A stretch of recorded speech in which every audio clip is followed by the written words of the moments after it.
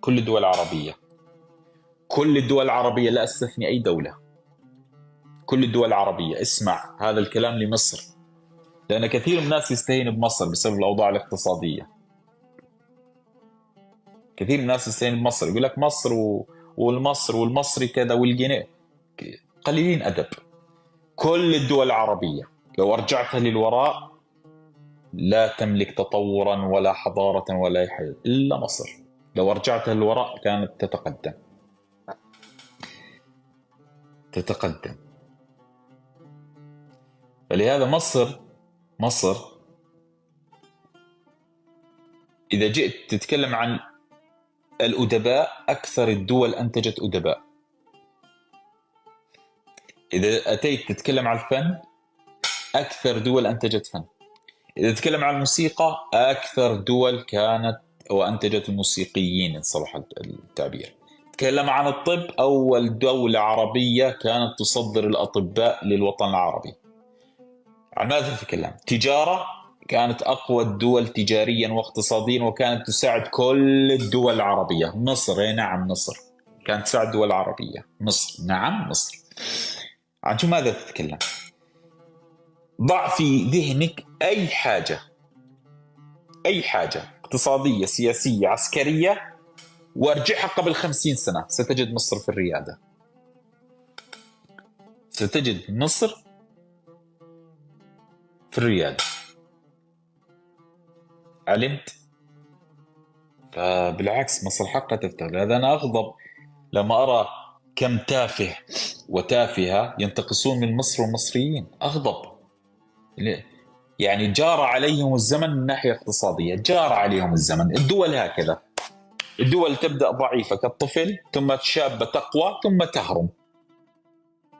هكذا الدول تكون ضعيفة، طفل يحبو ضعيفة، ثم تقوى شابة، ثم ترجع ضعيفة. هكذا الدول اقتصاديا سياسيا عسكريا، هكذا الدول. لكن لما جار الزمان على مصر واقتصاد يعني تعب، وكل العالم الاقتصاد تعبان ليس فقط مصر، تأتي أنت تنتقص من قدر مصر لأن الله عز وجل وسع دولتك وعندك فلوس أنت. يا رجل، كانت دول، كان كثير من الدول كانت ما كان عندها مال، ما كانت عملة مسكوكة لديها، كانت مصر تتعامل بالذهب. اقسم بالله. ايش رايكم؟ مصر لما كانت دول تتعامل مثل 4 تمرات ب10 تمرات مثلا، كيلو رز بكيلو تمر، هكذا. المهم كانت مصر تتعامل بالذهب والفضة. يا رجل، مصر دينت انجلترا. دينت انجلترا. فلما جاء عليه الزمان انت تأتي تنتقص من قدر مصر بسبب، حتى لو كانت ستعود، حتى لو كانت ستعود. ما انت كنت لا تملك طعاما. هل استطيع ان اقول لك كنت لا تملك طعاما؟ كانت دولتك لا تملك طعاما؟ تقول لا بس انا املك. ومصر الان كانت غنيه وستعود. ستعود. لم يبقى لنا الا مصر على فكره. شوف اذا قرات التاريخ، وانا عارف انك ما قرات بس حتى افيدك. وانت، قال واحد كاتب كان في الماضي، وانت كنت في الماضي لا تملك تمره من شده الجوع، فاترك مصر على جنب. اذا اردت ان تنطح اي دوله ابتعد عن مصر. يعني تستطيع ان تناقش اي دوله تقول لهم انتم كنتوا الا مصر ابعد عنها. ابتعد. نصيحه. يكفي اهرامات تنطح يعني بلا بدون التفاهه. فلا تاتي انت تناطح مصر، تناطح اي دوله الا مصر ابتعد عنها. جار عليهم الزمن، جار عليهم. واذا قرات التاريخ تذكرت، اذا قرات التاريخ اقرا التاريخ. الوطن العربي كانت ترتكز على 3 دول فقط. كل حروبنا 3 دول كانت تقوم بها، وكانت تنصرنا 3 دول. 3 دول. أتحدى أي إنسان يكسر هذه القاعدة. كل الوطن العربي عبر التاريخ كان 3 دول من بعد دخول الإسلام. 3 دول يرتكز عليها أمن الوطن العربي. أول دولة العراق، ثاني دولة بلاد الشام، ثالث دولة مصر. ولا يعني الترتيب القوة، لا، هن الثلاث دول. أعطيك مثال. لما دخل التتار احتل العراق واحتل بلاد الشام، من الذي نصرهم؟ مصر. دكتهم دك مصر. لما دخل نابليون لمصر وخسرت مصر، من الذي نصرهم وفزع لهم؟ بلاد الشام. علمت؟ فهذه الثلاث دول، بلاد الشام والعراق مصر، مركز القوة ومركز السيادة. فلا تأتي أنت تنتقد. أنا أغضب جدا بصراحة لما حد ينتقص من مصر. لا، تعرف شو ينقص مصر؟ والله العظيم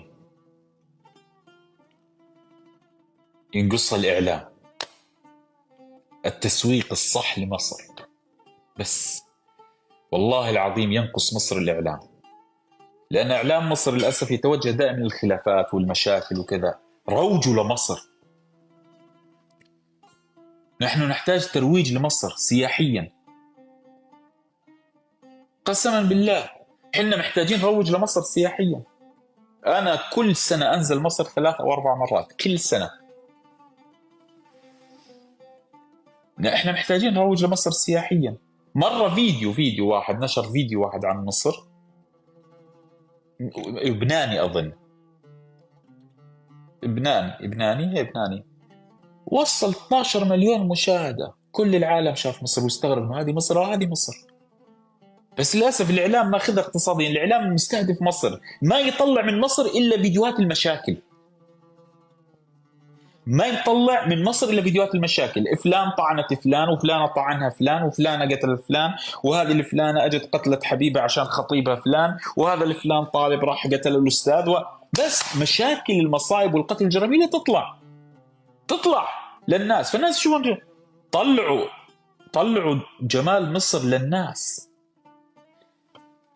أقسم بالله كان درسنا دكتورة إيرلندية لما كنت أدرس فترة اختفائي، كنت أدرس أنا اللغة، فكان درسنا دكتورة أسترالية. والله العظيم من ضمن المادة المقررة كانت عندنا، أقسم بالله مادة مقررة عندنا في الكلية قسما بالله عن حضارة مصر. فكانت الدكتورة مصرية تتكلم عن مصر وكذا، فقالت مين هنا من مصر؟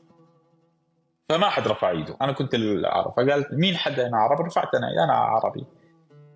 ولا تقول دون ام كلثوم؟ فانا ما سمعت صح، قلت لها قال ام كلثوم. قسما بالله كانت تدرس حضارة مصر في الجامعة. ايش رايك؟ فلا تستهينف مصر.